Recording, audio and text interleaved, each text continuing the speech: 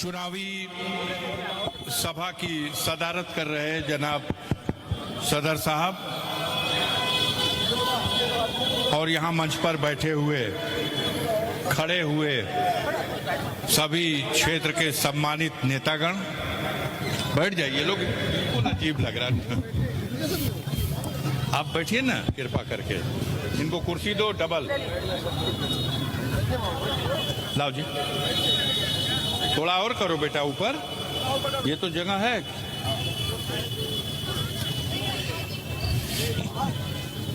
जनाब फिर नहीं हुआ, आप जोश में ज्यादा हैं, होश में कम। हेलो, बोलिए।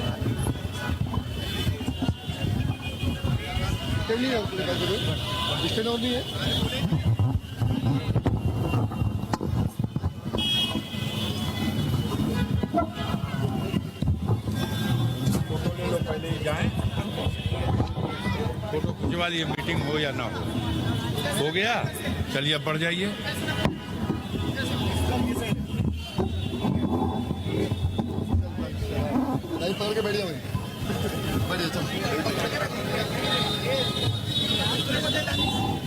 इस मीटिंग में मौजूद सभी बुजुर्गों, नौजवान दोस्तों, माताओं और बहनों, अभी आसिम भाई जो आपके महबूब रहनुमा हैं और इस क्षेत्र से समाजवादी पार्टी के विधानसभा के कैंडिडेट भी हैं, पहले भी आपकी हिमायत, आपका प्यार उनके हक में रहा है। इस बार भी जहां तक मैंने महसूस किया, देखा, और आप सब लोगों की ये जो चेहरे बोल रहे हैं, उससे लगता है कि इस इलेक्शन में भी अबू आसिम साहब सिर्फ जीतेंगे नहीं, बल्कि एक रिकॉर्ड मतों के वोट से जीतने का रिकॉर्ड बनाएंगे। इस चुनाव में दो बातें हैं। जा रही यार, हर जगह जा रही है, तू लोग कर जा रही, अब हम बोल रहे हैं जा रही, आप जाइए, बैठ जाइए कहीं।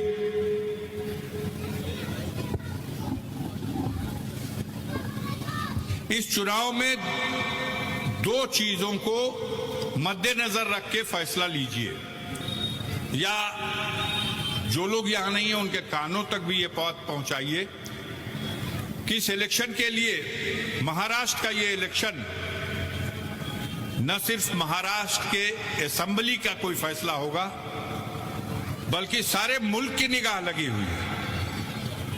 क्योंकि आपने, महाराष्ट्र की जनता ने अभी इसी 2024 में मई में जो चुनाव हुआ लोकसभा का, उस 18वीं लोकसभा के चुनाव में एक पैगाम दिया है आपने।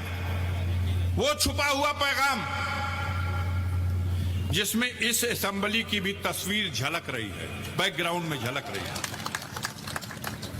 उसमें भारतीय जनता पार्टी और उनके लेफ्टिनेंटों की, जिनकी सरकार है और उस वक्त भी थी, इन लोगों को इंडिया गठबंधन के मुकाबले एनडीए गठबंधन के लोगों को महाराष्ट्र में आधी सीटें मिली थी, 48 में आधी सीटों पर, और उनसे 2 गुना सीटें आपको मिली थी।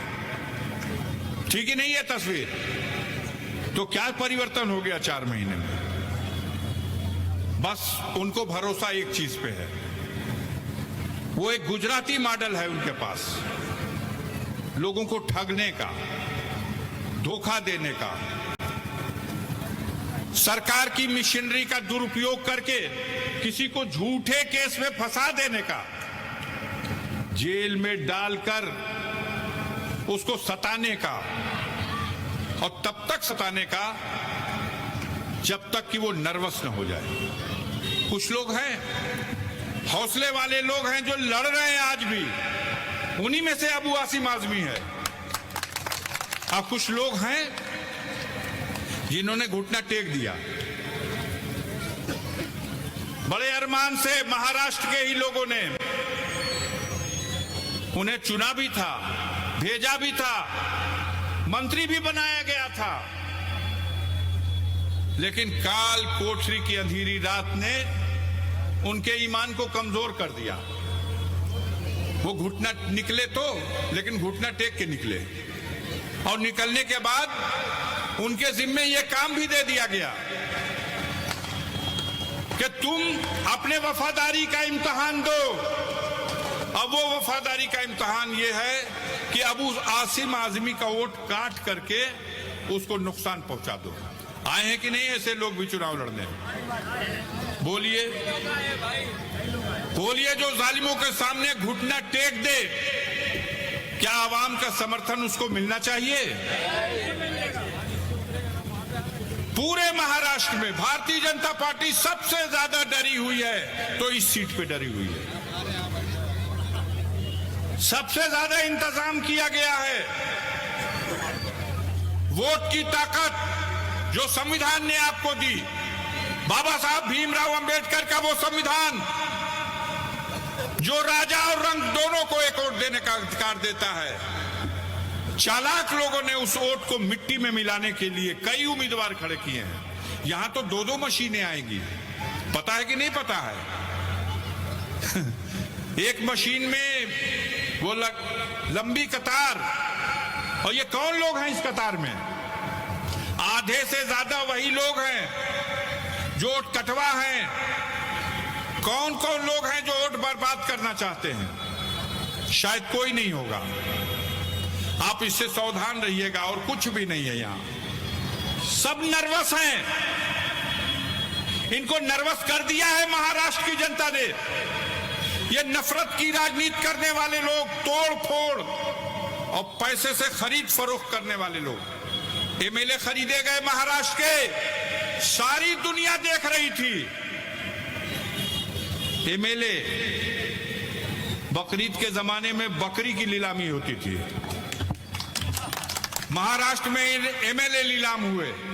यही गुजराती मॉडल है। तो एक तरफ लोगों का ईमान खरीदने वाले लोग हैं, लोगों को झूठा मामले में फंसा करके उनको सताने वाले लोग हैं, और महाराष्ट्र के तरक्की के वो तमाम साधन उसको महाराष्ट्र से ट्रांसफर करके गुजरात ले जाने वाले लोग हैं। बहुत सी परियोजनाएं चली गई गुजरात। ऐसे लोगों को जो खुद बुरी तरह से आपस में विभाजित हैं, कोई कुछ बोलता है, कोई कुछ बोलता है, कोई नारा देके जाता है बटोगे तो कटोगे, कोई कहता है नहीं ये नारा महाराष्ट्र में नहीं चलेगा। सुना है कि नहीं आपने? तो ये आपस में भी मतभेद है इनके।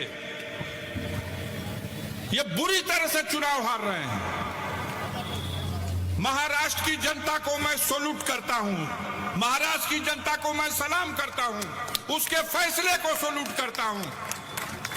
अगर महाराष्ट्र की जनता ने इनका बोरिया बिस्तर, इन फिरका परस्त ताकतों का बोरिया बिस्तर महाराष्ट्र में बांध दिया, तो यकीन मानिए आपका ये फैसला इन फिरका परस्त ताकतों के ताबूत में आखिरी कील का काम करेगा और हिंदुस्तान की सियासत से इनकी विदाई हो जाएगी। इसलिए वक्त नहीं बचा है क्या? 4 मिनट भैया, 4 मिनट, 3 मिनट, 4 मिनट। तो बात तो मैं अपनी कह चुका हूं, और आपके रुझान से भी मुझे एहसास है इस बात का।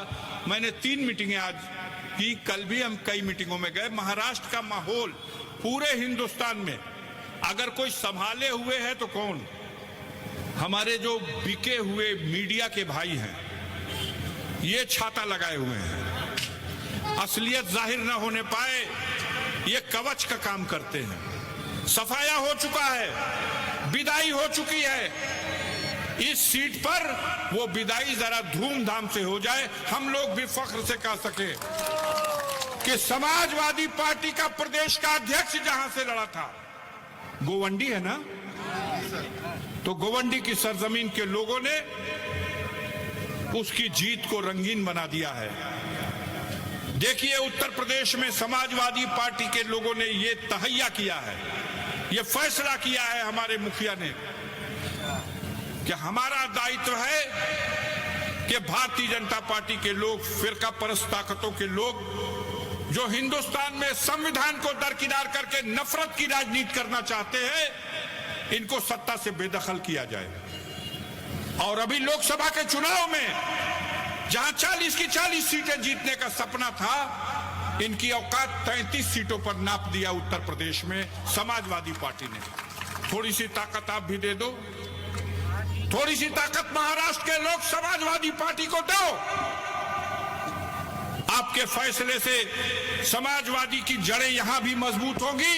मैं यकीन दिलाता हूं, अबू आसिम आजमी मिट सकता है, लेकिन कभी अपने जमीर का सौदा नहीं करेगा। वो लगातार लड़ा है गरीबों के लिए, मजलूमों के लिए, उसको इनाम मिलना चाहिए। और जो बिक के आए हैं उनको सजा मिलनी चाहिए। खुद प्रधानमंत्री ने कहा था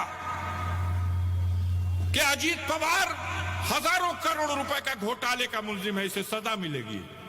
5 दिन के बाद अजीत पवार डिप्टी सीएम बन गया, फाइनेंस मिनिस्टर बन गया। अब जनता को फैसला देना है। कल मोदी को फैसला देना था, उसके हक में गया। आज जनता को फैसला देना है, तो बेईमानों के खिलाफ फैसला आना चाहिए, ईमानदारों के हक में आना चाहिए, भाईचारा बनाने वालों के हक में आना चाहिए, जमहूरियत बचाने वालों के हक में आना चाहिए। इन्हीं बातों के साथ अपनी अपील आपसे करते हुए कि अबू आसिम आजमी के हक में साइकिल के निशान वाला बटन दबाइएगा और झूठ से, अफवाह से सावधान रहिएगा। मैं अपनी बात को खत्म करता हूं। जय हिंद।